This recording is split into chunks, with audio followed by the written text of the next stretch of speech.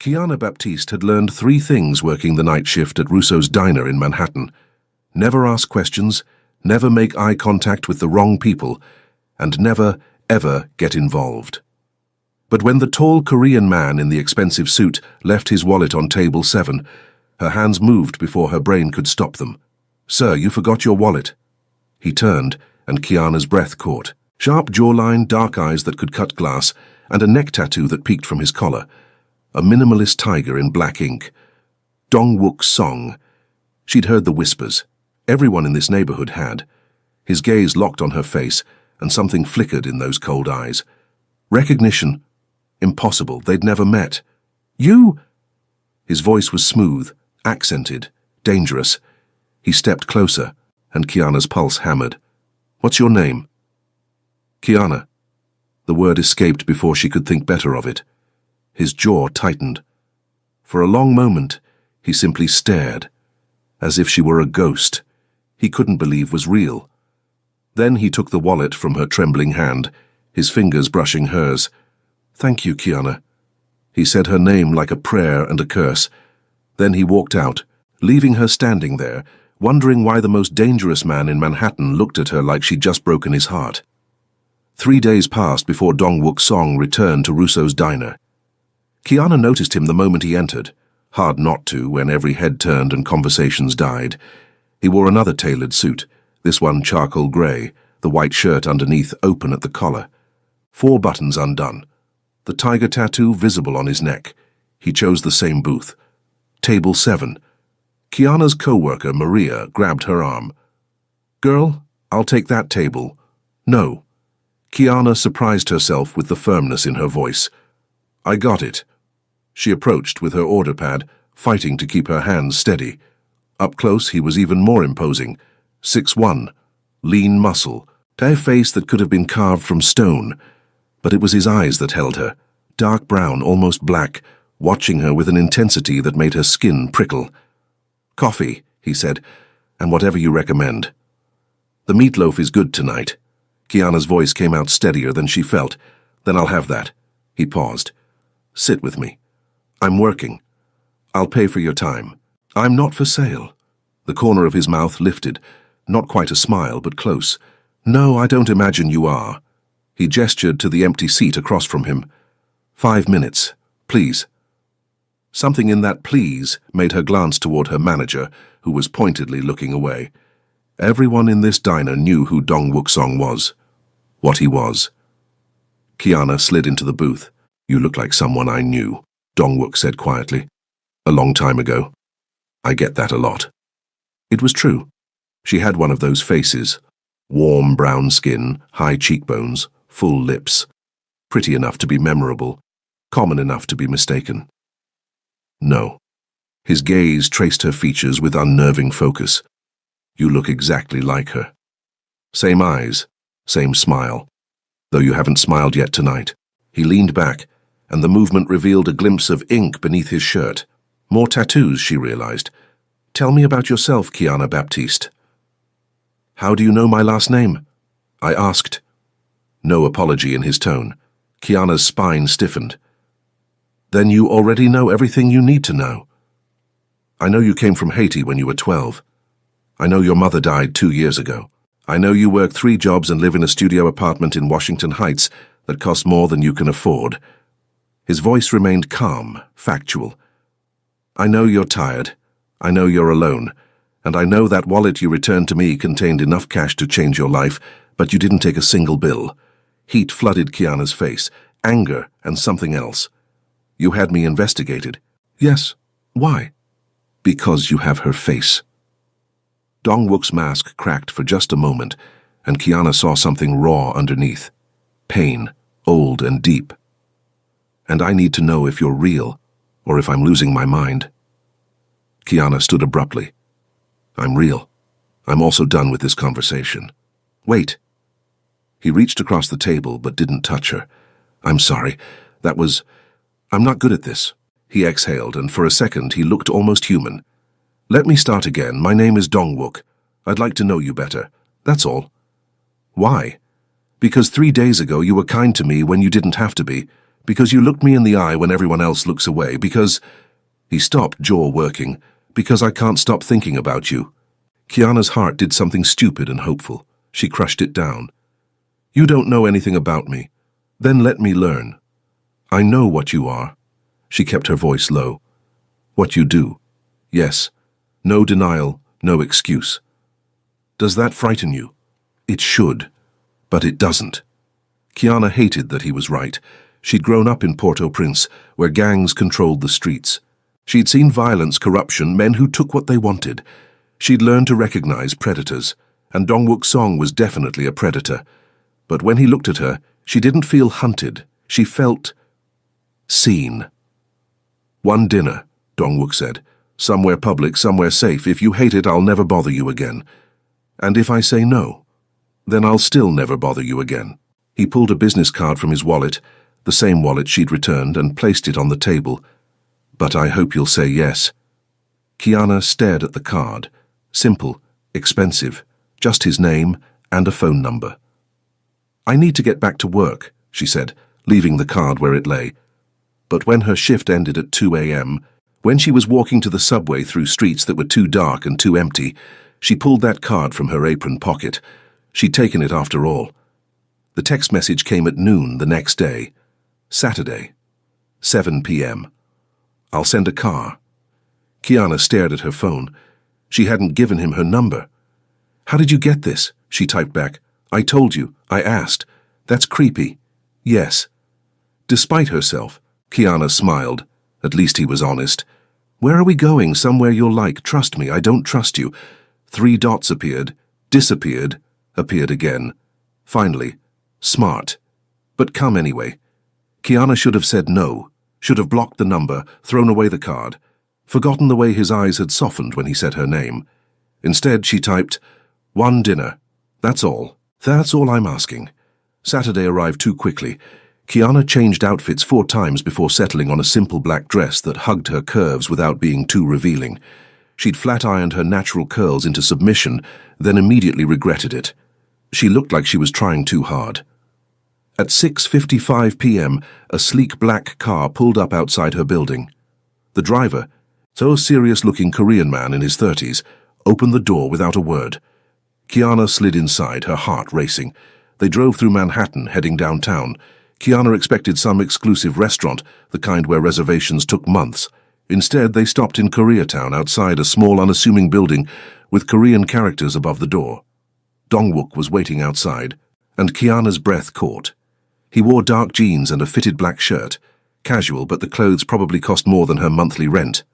The tiger tattoo on his neck seemed more prominent tonight, fierce and beautiful. "You came," he said, and she heard genuine relief in his voice. "You sound surprised." "Honestly, I am." He offered his arm.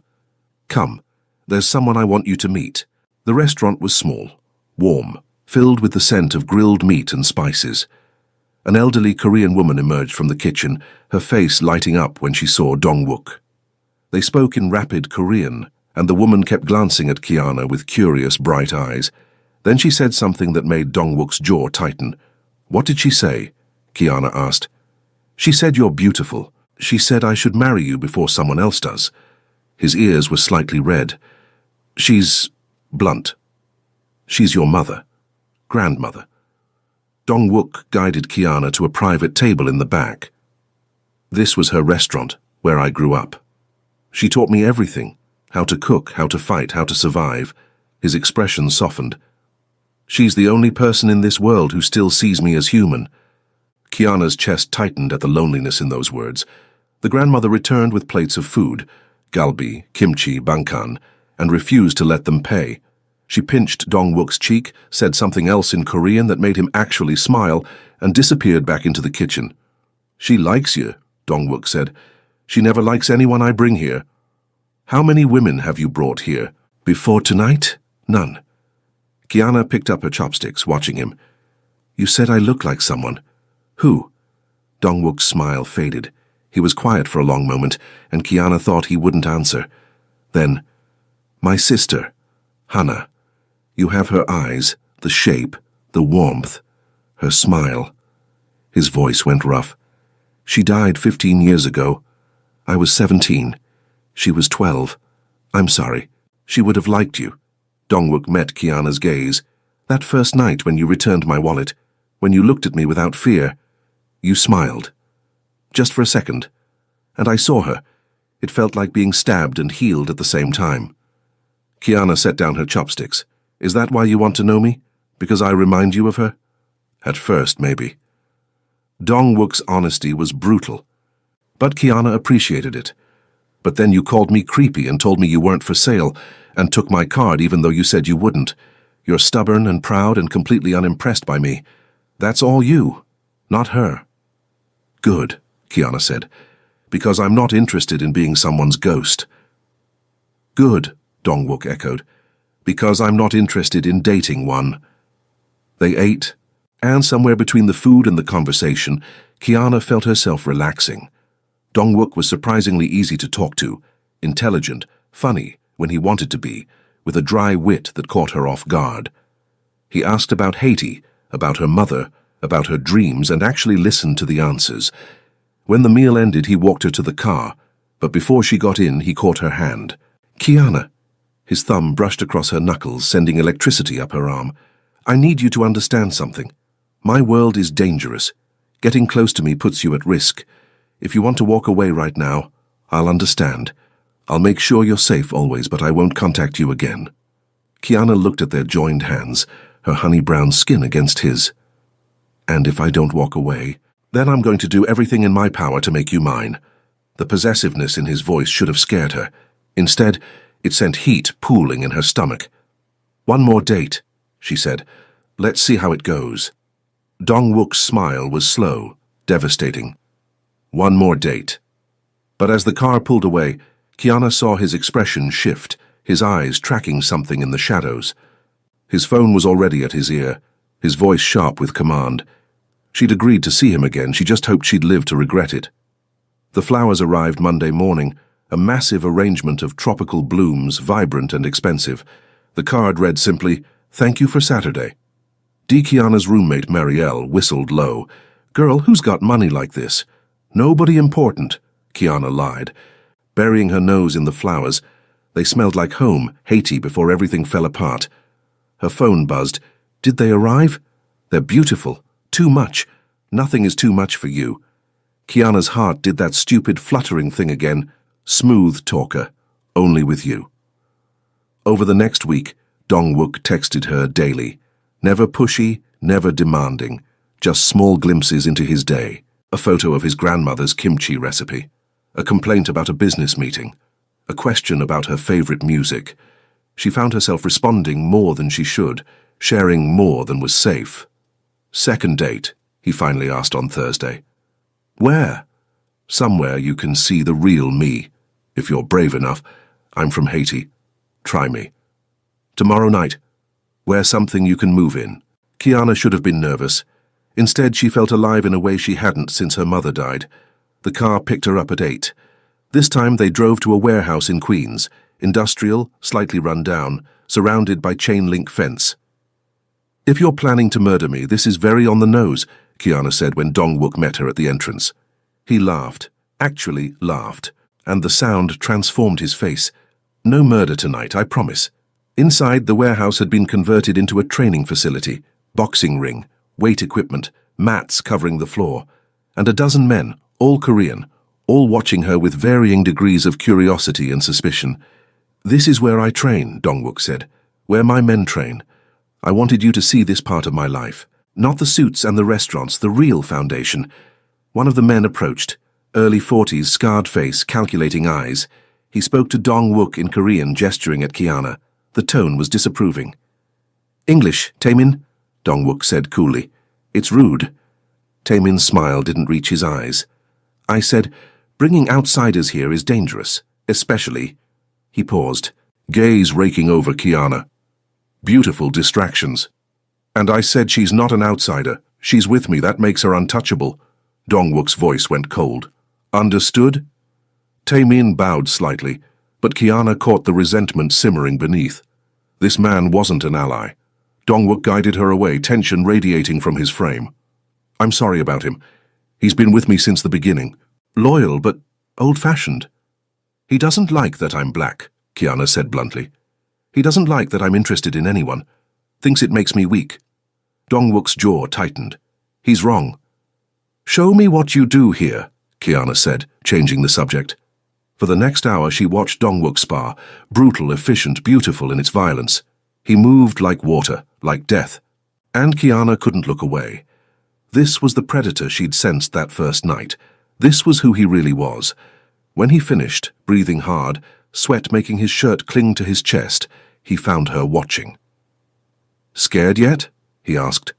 No. Kiana surprised herself with the truth. Impressed. Something heated in his gaze. Your turn. I don't fight. I'll teach you. He held out his hand. Basic self-defense. Every woman in this city should know it. Against her better judgment, Kiana let him lead her to the mats. He showed her how to break a hold, how to strike vulnerable points, how to use an attacker's momentum against them. His hands were patient on her shoulders, her wrists adjusting her stance. Each touch was professional, careful, but Kiana felt it like fire. Good, he murmured, his breath warm against her ear. Now if someone grabs you from behind. He demonstrated, arms circling her waist loosely. Kiana's pulse jumped. You drop your weight, elbow back, then... She moved instinctively, breaking his hold and spinning. They ended up chest to chest, her hand on his shoulder, his arm around her waist. Time stopped. Fast learner, Dongwook said, voice rough.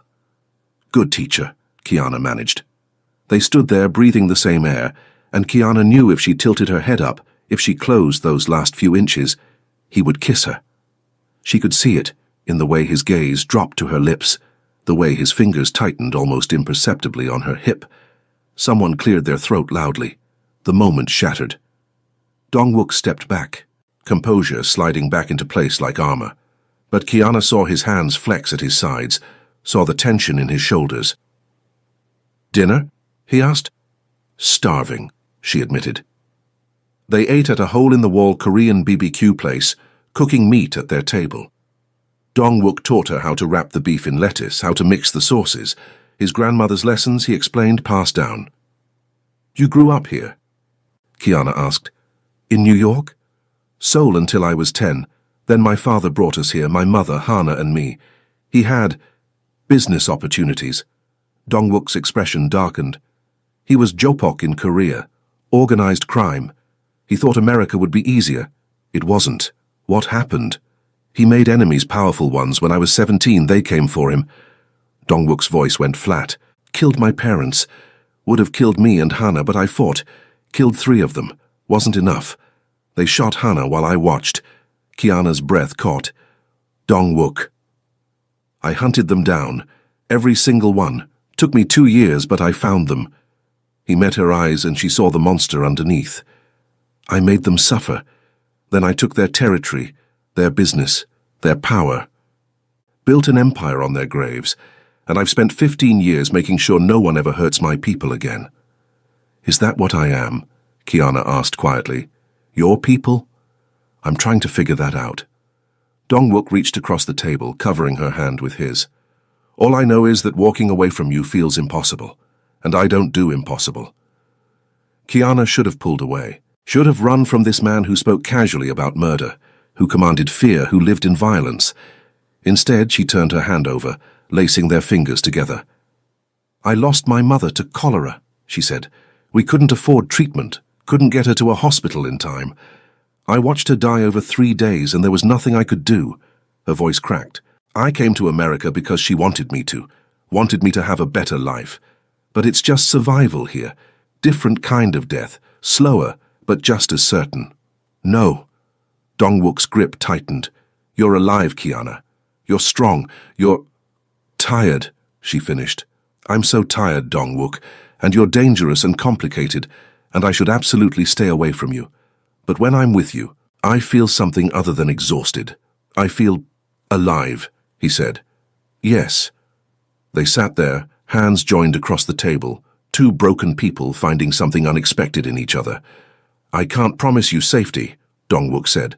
I can't promise you normal, but I can promise you this. While you're with me, no one will hurt you, no one will take from you, and you will never be alone again. That's a big promise. I don't make promises I can't keep. Kiana believed him. Maybe that made her foolish, but she believed him anyway. When he drove her home that night, he walked her to her door. They stood in the dingy hallway, too close, not close enough. "Thank you for tonight," Kiana said. "Thank you for not running. I'm thinking about it." "I know." Dongwook tucked a strand of hair behind her ear, his touch gentle. "Think fast, because I'm running out of patience." He left before she could respond, before she could close that distance and find out what his mouth tasted like. Kiana leaned against her door, heart racing. Her phone buzzed. "Sweet dreams, Kiana." She smiled. "You too, dangerous man.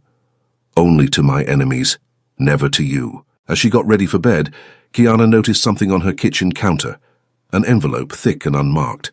Inside, cash, enough to cover 3 months of rent. A note in precise handwriting. Not charity.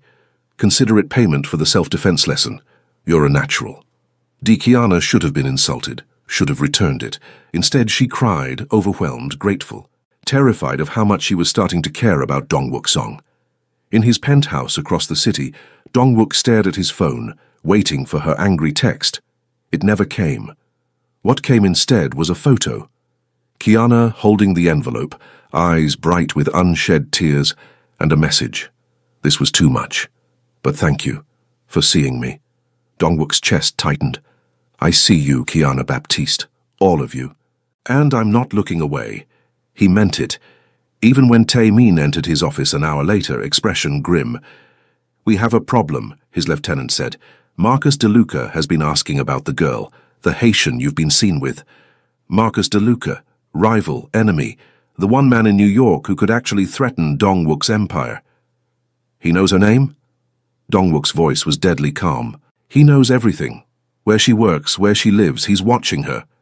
Dongwook's fist slammed into the desk, cracking the wood. "Double her security. I want eyes on her 24/7. If DeLuca gets within a block of her—" "With respect, sir," Tae-min interrupted, "the easiest solution is to end this. Distance yourself from the girl. She's a liability." "She's not a liability. She's—" Dongwook stopped, jaw working. "What?" Tae-min pressed. "What is she to you?" "Mine," Dongwook said simply. "She's mine, and I protect what's mine." But as Tae-min left, Dongwook stared out at the city lights, fear icing his veins for the first time in years. He'd brought Kiana into his world. Now his world was going to swallow her whole. Kiana noticed the car on Tuesday. Black sedan, tinted windows, parked across from Russo's diner. It was there when she arrived for her shift, there when she left at midnight. She told herself she was paranoid. By Thursday, she knew better. The same car followed her to her cleaning job in Midtown. Different driver, same dead-eyed stare when she glanced back. Kiana's hands shook as she texted Dongwook, "Someone's following me." His response was immediate. "I know, they're mine, keeping you safe. From what? From people who would hurt you to hurt me." Kiana's stomach dropped. "This is because of you. Yes, I'm sorry. I'm handling it." "How?" "Don't ask questions you don't want answered." Kiana wanted to throw her phone.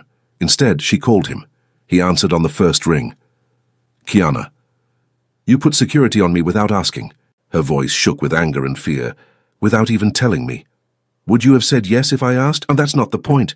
The point," Dongwook said, voice hard, "is that Marcus DeLuca is a dead man who doesn't know it yet.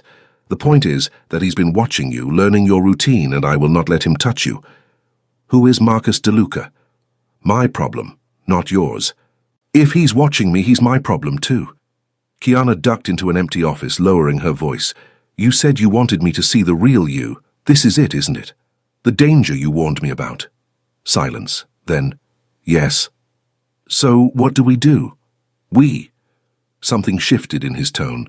"You're not running." "I'm from Port-au-Prince, remember? I've dealt with gangsters before." Kiana's laugh was shaky, though usually I was better at avoiding them. "You're clearly a bad influence." "The worst," Dongwook agreed. "Kiana, I need you to trust me. Can you do that?" She thought about his hands teaching her self-defense, his grandmother's warm smile. The way he looked at her like she was precious, breakable, worth protecting. "Yes," she said. "I trust you. Then stay vigilant. Don't go anywhere alone. My men will keep their distance, but they're there.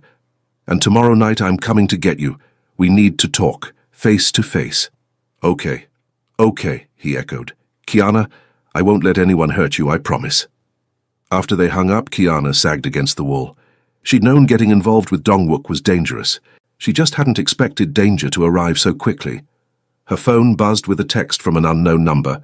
"Pretty girl, shame about the company you keep." Ice flooded her veins. She forwarded it to Dongwook immediately. His response was a single word: address. She sent her location. Within minutes, 3 cars surrounded the building.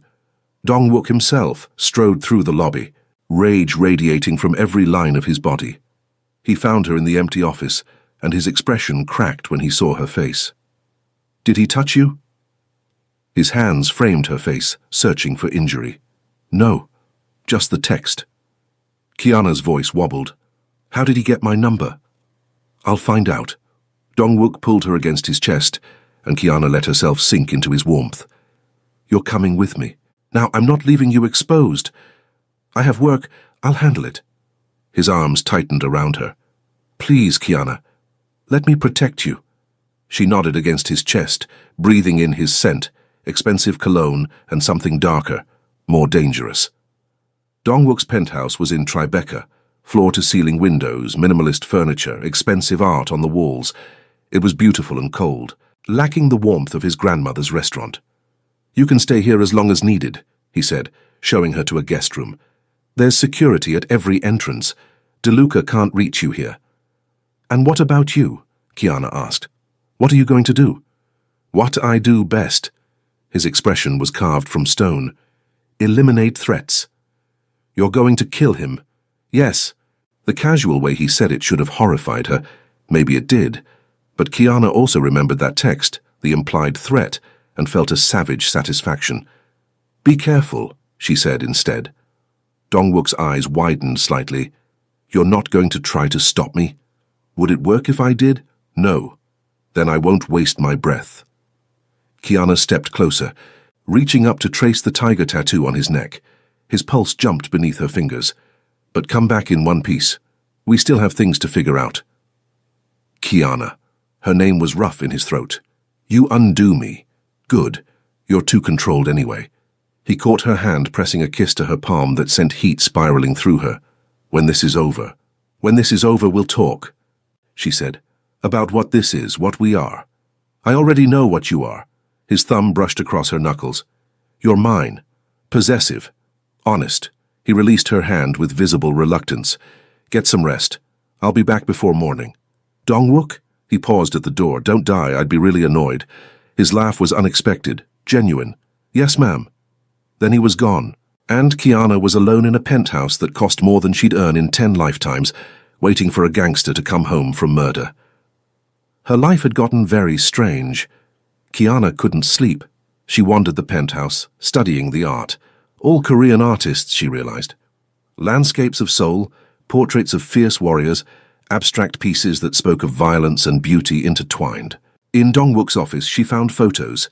Him as a teenager, all sharp edges and angry eyes, standing beside a young girl with a brilliant smile. Hana. The resemblance was there, something in the eyes, the warmth Kiana sometimes caught in mirrors. Another photo, Dongwook with his grandmother, both of them laughing. He looked younger, lighter, almost happy.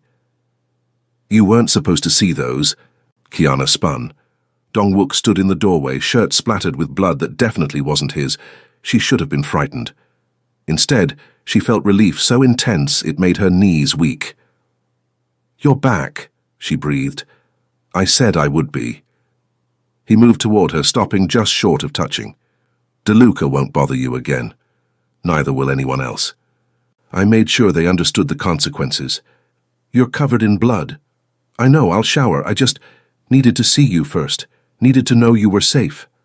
Kiana reached out, fingers hovering over his cheek. "Can I?" "Yes." The word was barely audible. She cupped his face, feeling the tension in his jaw, the warmth of his skin. Thank you for protecting me. Always. His eyes closed. Kiana, I need you to understand something. This life, my life, it's always going to be like this. Threats, violence, danger. If you stay with me, you'll never be completely safe. No one's ever completely safe, Kiana said. I watched my mother die because we couldn't afford medicine. I've been held up at gunpoint twice since I came to America. Safety is an illusion. She stroked her thumb across his cheekbone. But with you, I feel less alone. That's worth the risk. Dongwook's eyes opened, and what she saw there stole her breath. You're extraordinary. I'm practical. You're perfect. He caught her hand, pressing it harder against his face. I don't deserve you.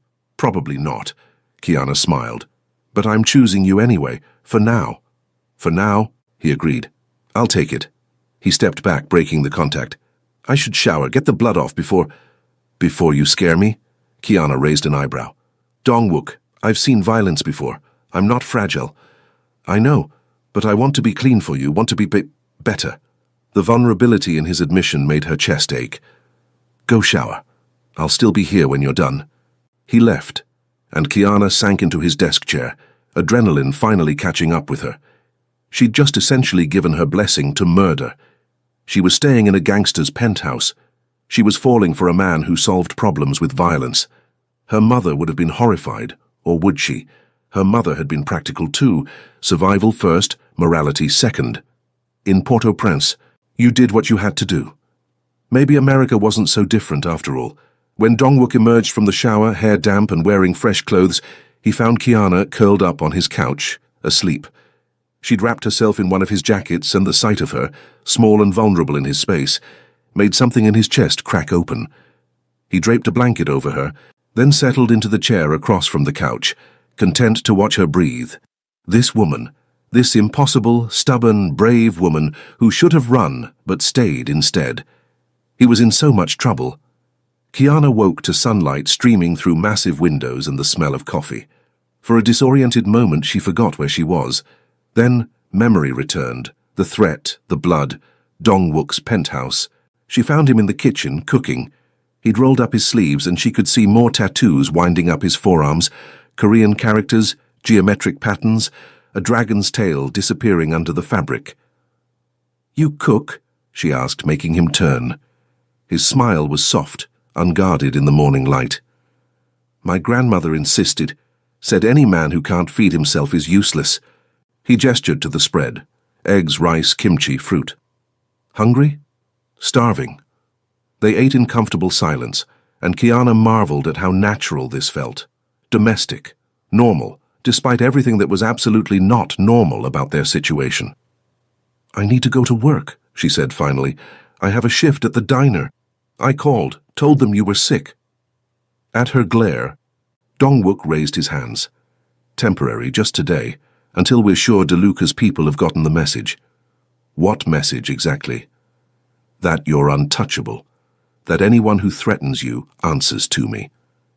His expression hardened. 3 of his men won't be making that mistake again. 3, Kiana repeated. You killed 3 people last night. For me? Yes. No hesitation. No remorse. Kiana set down her chopsticks. Doesn't that bother you, taking lives? It used to. Dongwook met her gaze steadily. When I was younger, after Hana died, every death haunted me. I saw their faces in my sleep, but over time, I learned something. In my world, it's kill or be killed. Hesitation means death, yours or someone you love. He leaned forward. So no, it doesn't bother me anymore. Not when I'm protecting what's mine. That's cold. That's survival. He paused. Does it bother you? What I am? Kiana considered lying, decided on truth instead. It should terrify me. But I keep thinking about that text, the threat, and I'm just grateful, relieved. You made me safe, and you didn't hesitate. She laughed shakily. What does that say about me? That you're a survivor too. Dongwook reached across the table, covering her hand. That you understand sometimes the world doesn't give us clean choices, only necessary ones. They stayed like that, hands joined, 2 people from broken worlds, finding unexpected understanding. Kiana's phone shattered the moment, Maria calling from the diner. "Girl, where are you?" her co-worker demanded. "There's a man here looking for you. Says his name is Taimin. Says he works with your boyfriend?" Kiana's gaze shot to Dong Wook, who was already on his feet, tension radiating from him. "Tell him I'll be right there," Kiana said, then hung up. "Your lieutenant is at the diner looking for me," Dong Wook cursed in Korean. "He shouldn't know you're there. I didn't tell anyone." His jaw clenched. "Stay here, I'll handle this." "No." Kiana stood, squaring her shoulders. "If he's looking for me, I want to know why. I'm coming with you." "Kiana? You wanted me to see your world, remember? This is part of it." She grabbed her jacket. "Let's go." The drive to the diner was tense, Dong Wook making rapid calls in Korean. Whatever his men were telling him, it wasn't good. They found Taemin sitting at table 7, Dong Wook's usual spot. The symbolism wasn't lost on anyone. "Sir." Taemin stood when they entered, bowing slightly. His gaze flicked to Kiana with barely concealed disapproval. "We need to talk, privately." "Anything you say to me, you can say in front of Kiana." Dong Wook's voice was steel. Taemin's mouth tightened. "Very well. The other families are concerned about your recent actions. DeLuca was connected to the Russians. His death has caused complications." "Manageable complications." "Perhaps." Taemin's gaze moved to Kiana again. "But they're questioning your judgment, saying you're distracted, that you've become weak over a woman." "Weak," Dong Wook repeated softly, dangerously. Their words, not mine. But Taemin's tone said otherwise. "They're demanding a meeting, want to discuss when restructuring leadership changes." The threat was obvious. Kiana felt her stomach drop. "Let them try," Dong Wook said. "Schedule the meeting. I'll remind them exactly why I'm in charge." Taemin bowed again and left, but not before giving Kiana one last measuring look. She saw calculation in his eyes, and something else. Opportunity. When they were alone, Kiana turned to Dong Wook. "He wants your position." "He's wanted it for years." Dong Wook rubbed his face tiredly. "He's been loyal because I'm strong, but now, because of you, they see weakness, see a man who can be compromised." "So this is my fault?" Kiana's voice went flat. "No." Dong Wook caught her shoulders, forcing her to look at him. "This is their miscalculation. They think caring about you makes me weak. They're wrong. It makes me lethal." His grip tightened. "Anyone who threatens you will learn the difference. You can't fight your entire organization. Watch me." "Dong Wook." Kiana placed her hands on his chest, feeling his heart hammer beneath her palms. "What if I'm not worth it? What if you are?" His certainty was absolute. "You're worth everything, Kiana, everything." Her breath caught. "You barely know me." "I know enough." He cupped her face, thumbs stroking her cheekbones. "I know you're brave and kind and stubborn. I know you see me, not the boss, not the criminal, but me, the man underneath." His voice dropped. "I know that I haven't felt this alive, this human since before Hana died. You did that, you brought me back." "Dong Wook." Kiana's eyes burned. "I'm falling for you," he said simply, "fast and hard and completely. If that makes me weak, then I'm weak, but I won't apologize for it." Kiana rose on her toes, closing the distance between them. "Then I guess we're both weak," she whispered against his lips, "because I'm falling too." The kiss was inevitable, necessary. His mouth found hers, gentle at first, then deepening as she opened for him. Kiana's hands slid into his hair, pulling him closer, and he made a sound low in his throat that sent heat flooding through her. When they finally broke apart, both breathing hard, Dong Wook rested his forehead against hers. "We should stop," he murmured. "Probably. My men are right outside." "I know." Neither of them moved. "Kiana." Her name was a plea and a promise.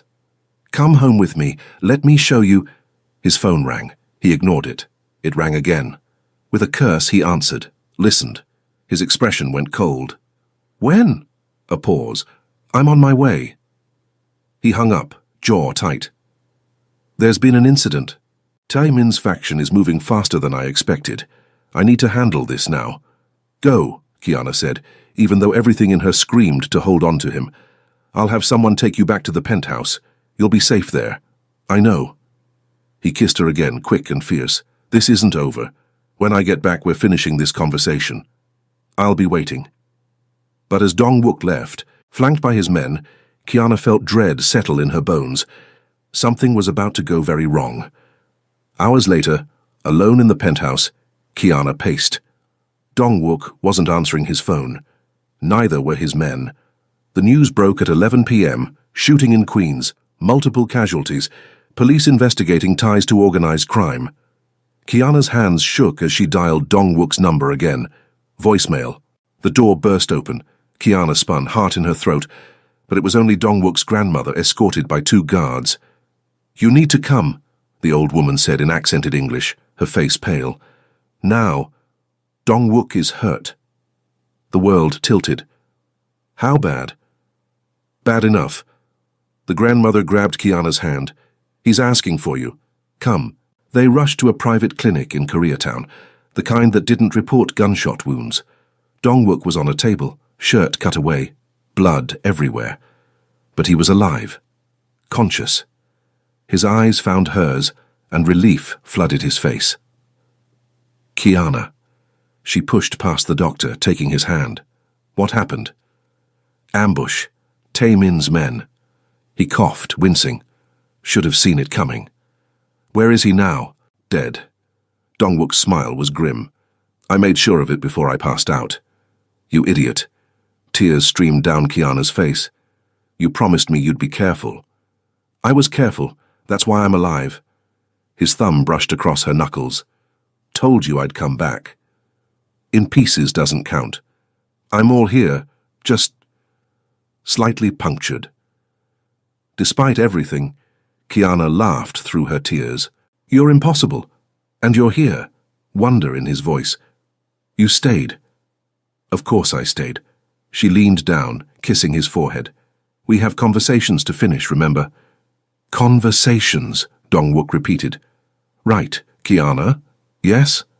When I heal, when this is over, will you consider being with me, really with me, not just figuring things out, actually trying?"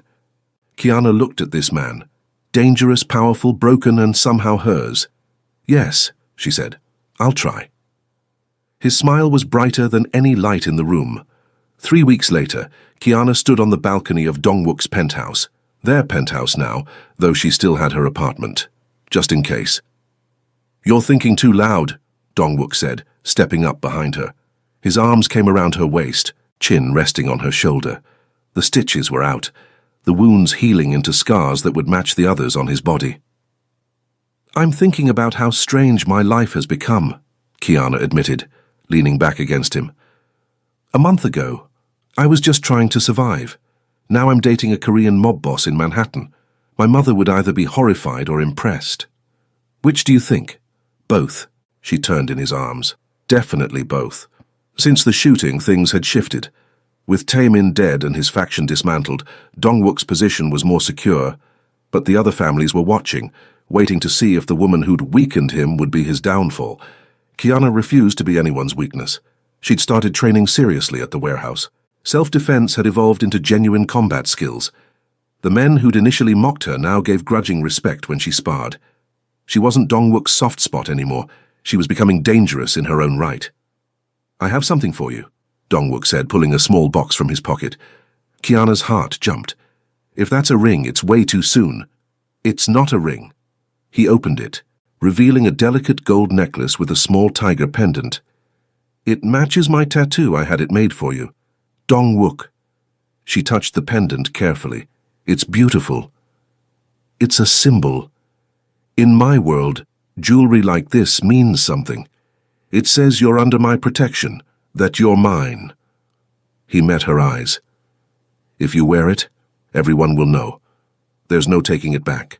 And if I don't want to be owned, you're not owned. You're choosing me the same way I'm choosing you." He took the necklace out, holding it up. "So, will you wear it?" Kiana turned, lifting her hair. "Put it on." His hands were gentle as he clasped it around her neck. The tiger settled against her collarbone, warm from his touch. "How does it look?" she asked. "Perfect." He kissed the side of her neck, just above the pendant. "You look perfect." Kiana turned back to face him, playing with the tiger charm. Your grandmother says you've never brought a woman around before, never introduced anyone to the family. I haven't. Why me? Because you're the first person in 15 years who made me want to. Dong-wook cupped her face. You make me want things I thought I'd never have. Normal things, simple things, coming home to someone who actually cares if I'm alive. I care, Kiana said softly. Probably more than I should. Not possible. He leaned down, and she rose to meet him halfway. The kiss was different from before, less desperate, more certain, a promise being made without words. When they broke apart, Kiana was breathless. Stay tonight, Dong-wook murmured against her lips. No pressure, just stay. I've been staying here for 2 weeks. I mean really stay, in my room, with me. Kiana's pulse jumped. Dong-wook, just sleeping, he clarified, though his eyes said he wanted more. I just want to hold you. Wake up with you, that's all. That's a big step, I know. His thumb brushed across her bottom lip. But I'm tired of sleeping alone, tired of pretending I don't want you in my bed, in my space, in my life completely. So I'm asking, will you stay? Kiana thought about all the reasons she should say no. They'd only been dating 3 weeks. She barely knew him, really. He was a criminal.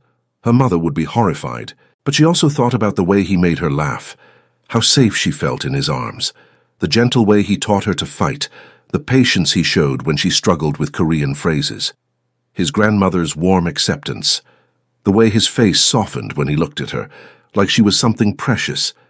Yeah, she said, I'll stay. That night, Kiana lay in Dong-wook's bed wearing one of his shirts, her head on his chest, listening to his heartbeat. His fingers traced lazy patterns on her arm, and she'd never felt more content.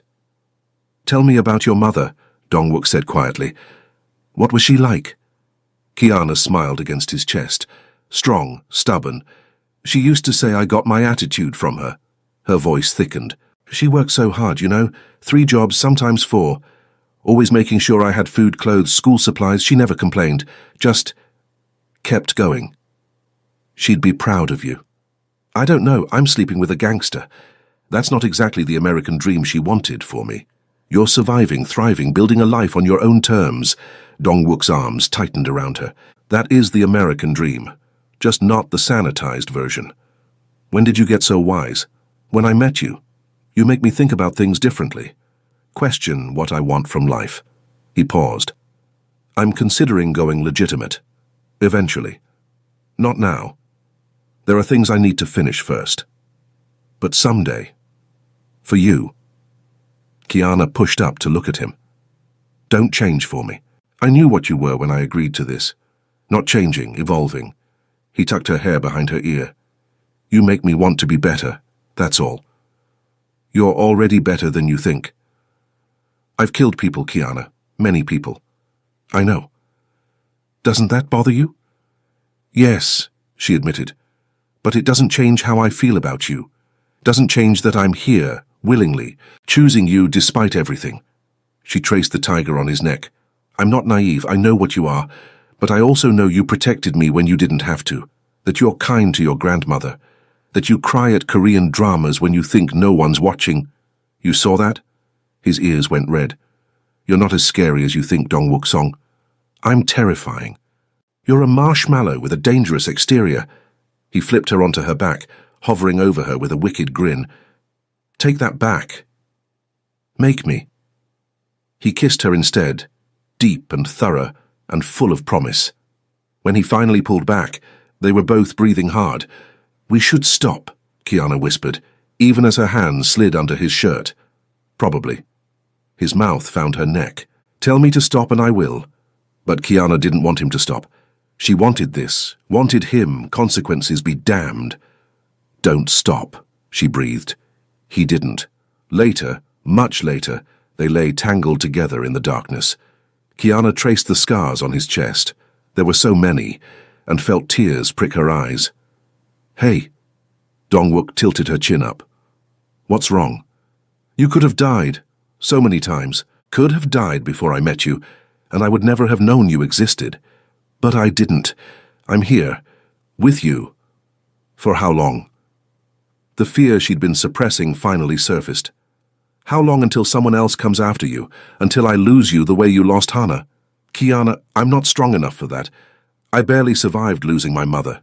If I lost you... She couldn't finish. Dongwook pulled her close, pressing his lips to her forehead. You won't lose me, I'm too stubborn to die. And I finally have something worth living for. He made her look at him. I can't promise you forever. No one can. But I can promise you today and tomorrow and every day after that I'm still breathing. Is that enough? Kiana thought about her mother's lessons, about survival and practicality, and taking happiness where you found it. Yes, she said, it's enough. They fell asleep like that, wrapped around each other, two broken people choosing to be whole together. The next morning, Kiana woke to find Dongwook already awake, watching her with soft eyes. Creepy, she mumbled. Beautiful, he countered. I'm memorizing this. You, in my bed, wearing my shirt, your hair all over my pillow. You're a sap. Only with you. He kissed her nose. Hungry? I'll make breakfast. I could get used to this. Good, that's the plan. In the kitchen, as Dongwook cooked and Kiana stole pieces of fruit, his phone rang. He glanced at the screen and sighed. Business? Kiana asked. Always. He answered in Korean, his tone immediately shifting to command. The conversation was brief, terse. When he hung up, some of the softness had left his face. Problem. Small one. Nothing I can't handle. He plated eggs and rice, setting them in front of her. But I need to go out for a few hours, meeting with the families, establishing boundaries now that Taimin is gone. Be careful. Always. He kissed her forehead. You'll be here when I get back? Where else would I go? His smile was brilliant. Nowhere. You're mine now, remember? Possessive. Absolutely. After he left, flanked by his security team, Kiana stood on the balcony looking out at Manhattan. This city that had once felt like a prison now felt like possibility. Her phone buzzed, a text from Dongwook. Miss you already. She smiled, touching the tiger pendant at her throat. You just left 5 minutes ago. Your point? You're ridiculous. You love it. Kiana did. Against all logic, against all sense, she was falling in love with Dongwook's song. Maybe that made her foolish. Maybe it would end in heartbreak. But for now, in this moment, she chose happiness. Chose him. Chose to believe that sometimes broken people could build something beautiful together. Her phone buzzed again. Dinner tonight? Just us. I'll cook. You cooked breakfast. I like taking care of you. Get used to it. Kiana's chest tightened with emotion. Okay. I'll be here. Good. Because I'm not letting you go, Kiana Baptiste. Not now. Not ever. That sounds like a threat. Dangerous man. It's a promise. Kiana stood in Dongwook's grandmother's restaurant, helping prepare banchan for the dinner rush. She'd been doing this every weekend, learning recipes, soaking up stories, becoming part of the family in ways that still surprised her. You're getting better, the grandmother said in Korean, which Kiana was slowly learning to understand. Soon you'll be as good as Dongwook. Never, Kiana replied in halting Korean, making the old woman laugh. The door opened and Dongwook entered with 2 of his men. But today there was something different in his expression. Lighter, more open. He crossed to Kiana, pulling her into a kiss that made his grandmother whistle and his men look away. Good meeting? Kiana asked when they broke apart. Excellent meeting. He touched the tiger pendant she still wore every day. I have news about going legitimate. Her breath caught. Really? Really? It'll take time. A year, maybe 2. But I'm starting the process. Transitioning power, laundering my businesses into legal enterprises. By the time I'm done, I'll just be a boring businessman. You could never be boring. No, he grinned. What if I want to be? What if I want boring weekends and normal problems and a life where you don't worry every time I leave the house? Then I'd say you're growing up, Dongwook Song. I'm trying. He cupped her face. For you, for us, for whatever future we're building. We're building a future. We are if you want to.